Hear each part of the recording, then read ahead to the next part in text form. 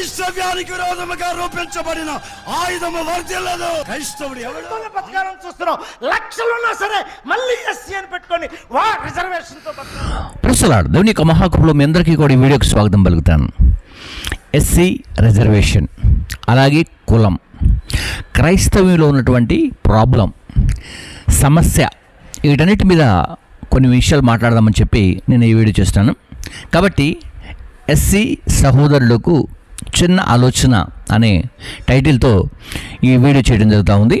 ఒకసారి ఇందులో ఉన్న వారందరూ కూడా క్రీస్తులోనికి వస్తే ఎలా ఆలోచన చేసుకోవాలనే విషయాల గురించి మనము మాట్లాడుకోబోతున్నాం.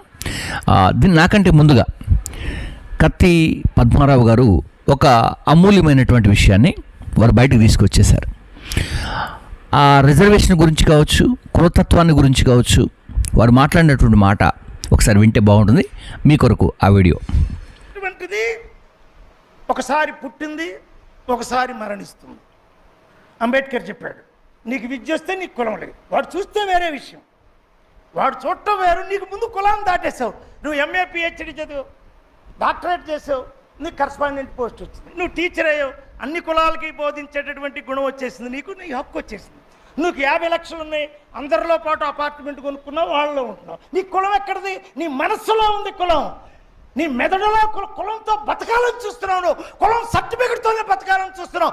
లక్షలున్నా సరే మళ్ళీ ఎస్సీ అని పెట్టుకొని రిజర్వేషన్తో బతకాలని చూస్తున్నావు తప్ప కులాన్ని దాటి మెయిన్ స్ట్రీమ్ సమాజానికి వెళ్ళాలనే దమ్ము, ధైర్యం, మానవత శిఖరంగా నువ్వు ఎదగాలి.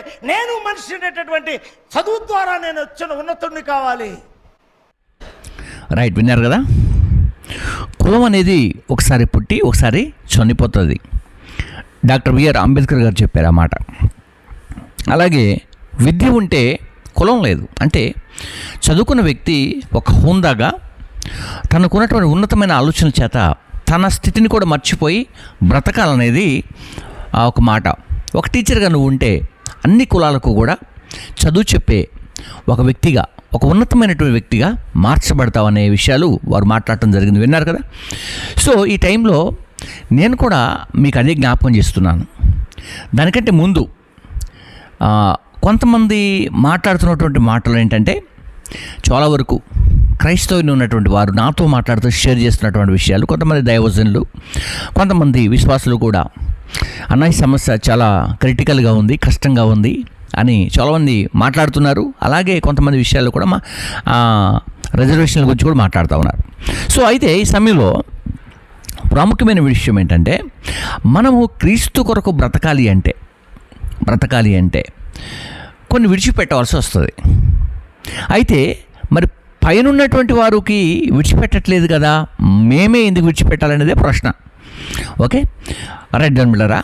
అయితే ఈ విషయంలో మనం మాట్లాడుకోకంటే ముందుగా బ్రదర్ ఈస్టన్ గారు కూడా క్రైస్తవ్యానికి ఏదైనా ఎదురు దెబ్బ తగిలితే, క్రైస్తవ్యం పైన చట్టాలు లేస్తే, క్రైస్తవ్యానికి వ్యతిరేకమైనటువంటివి ఏది రూపించబడినప్పటికీ కూడా ఏమవుతాయనే విషయాన్ని వారు మాట్లాడుతున్నారు. విరోధముగా రూపించబడిన ఆయుధము వర్ధిల్లదు. క్రైస్తవుడు ఎవడు?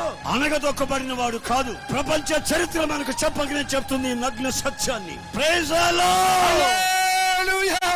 క్రైస్తవునికి విరోధంగా రూపించబడిన ఆయుధం వర్ధిల్లదు. అది ప్రభుత్వాలు కానివ్వండి. రైట్, విన్నారు కదా. ఇప్పుడు మనము ఈ పాయింట్ మీద మనం మాట్లాడుకోవడానికి ప్రయత్నం చేద్దాం. అసలు బైబిల్లో ఒక విషయాన్ని మీకు గుర్తు చేస్తాను. మత్తయి సువార్త 5వ అధ్యాయంలో యేసుక్రీస్తు వారు బోధిస్తున్నప్పుడు ఇది కొండ మీద ప్రసంగం అని అంటాము. కొండ మీద ప్రసంగంలో మాట్లాడుతున్న మాట ఏంటంటే, మీరు లోకమునకు వెలుగై ఉన్నారు, కొండ మీద నుండి పట్టణము మరుగై ఉండదు. అర్థమవుతుంది.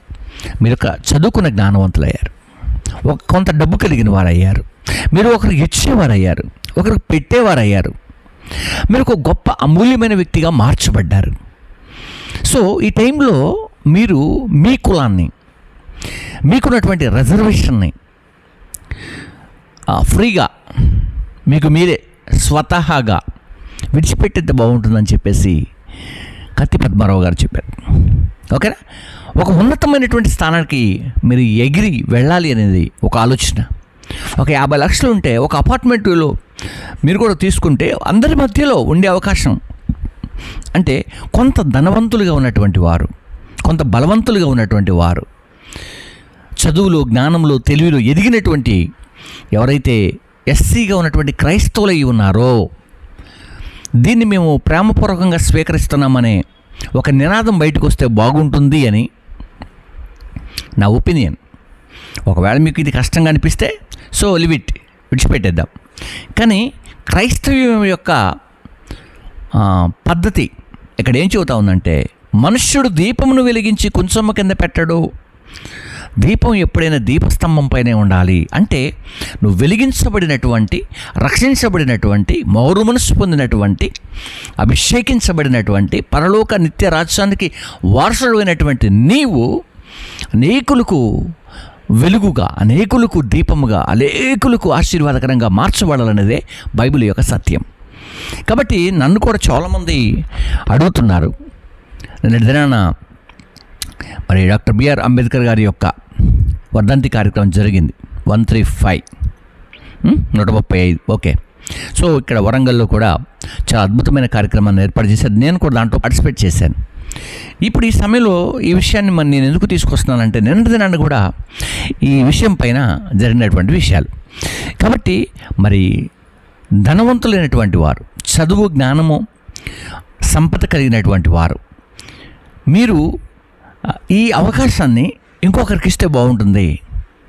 ఓకే, ఈ రిజర్వేషన్ అనే స్థానం ఇంకొకరికి ఇస్తే బాగుంటుంది. ఒకవేళ మీరే పేదలుగా ఉన్నారు, తప్పకుండా మీకు అందాలి. మీరే బలహీనులుగా ఉన్నారు, మీకు తప్పకుండా అందాలి. కానీ బలహీనులైనటువంటి వారి కొరకు బలవంతులుగా ఉన్నటువంటి వారు త్యాగం చేయాలి. యేసుక్రీస్తు వారు మనందరి కోసం త్యాగం చేశాడు.